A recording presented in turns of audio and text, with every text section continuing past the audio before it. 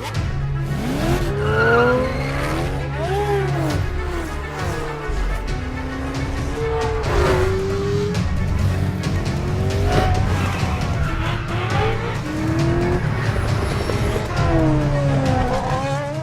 Dan, can you introduce yourself? I'm Dan Greenawalt. I'm the creative director at Turn 10, and we make Forza Motorsport 5. Yeah, and we'll talk about the game. First question, how did you end up working with the cloud and the Azure server from Microsoft?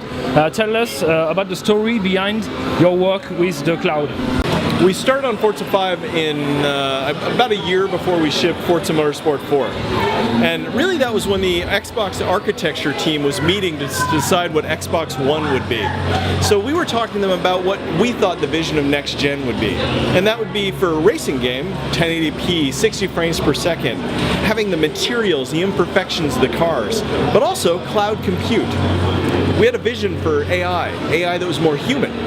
And having the cloud, big data, more like search, crunch all those numbers, do it asynchronously, doing things that the box can't do by itself, no box could do by itself, was a new way of approaching AI, honestly. And the results have been great. I mean, people have been playing it tonight, they've been playing it all week, and what's cool is seeing the AI really race against people, not just be on the track with them, but actually use strategy and tactics to try and beat the player so it's a battle. It totally changes the way the game feels. Okay.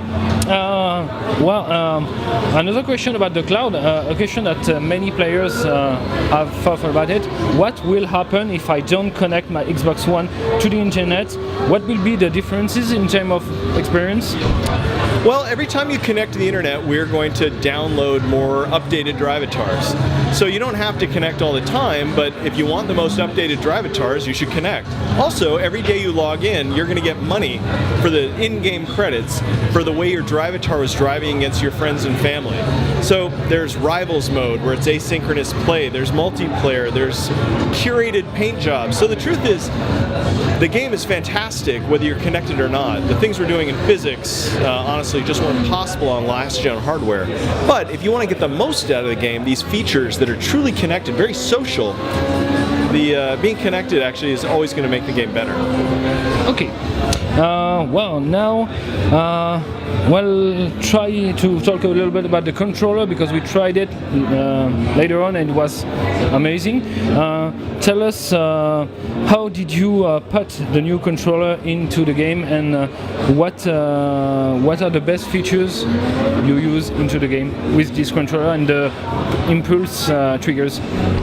So the nice thing about being on the Xbox One is, as a creator, all of the toys I get to play with, all of the tools I can use to create cool experiences for our players. So that includes the cloud, it includes Kinect, it includes the rumble and the triggers. It includes a lot of great features in the box. The triggers in particular were something that we worked with the platform team on, so our game was one of the first prototypes that was used to test those triggers. And what it gives you is a really great sense of what the car is doing. Specifically because as you over-accelerate, you spin the tires, you're going to feel the vibration, the rumble, in your accelerator pedal, your accelerator trigger. And same thing on the brake when you lock up the tires. Now the cool thing has been how this has made players better. When we play tested the game, players are now using more finesse when they play the game, so it's actually making them better drivers.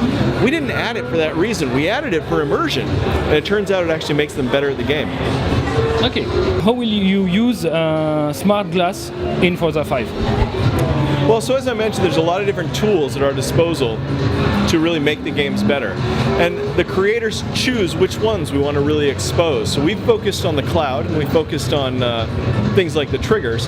But we do have smart glass integration, and it's pretty much free as a developer. That's the nice thing. So if you think about the Xbox 360, there's a dashboard. And whenever you pull up the dash to accept friends' requests or see a message, get into a party, it takes you out of the game. Well, Smart Glass allows you to keep the game up and just pull up all of that stuff on your Smart Glass. So it may be a virtual keyboard, it could be starting a party, it could be managing different files. So it keeps you in the game and still allows you to access the full dashboard functionality. Okay. Well, you talked about multiplayer and smart glass use with multiplayer. About it, what will you provide in terms of challenges and tournaments day one? So the challenges system is in many ways an extension of the achievement system.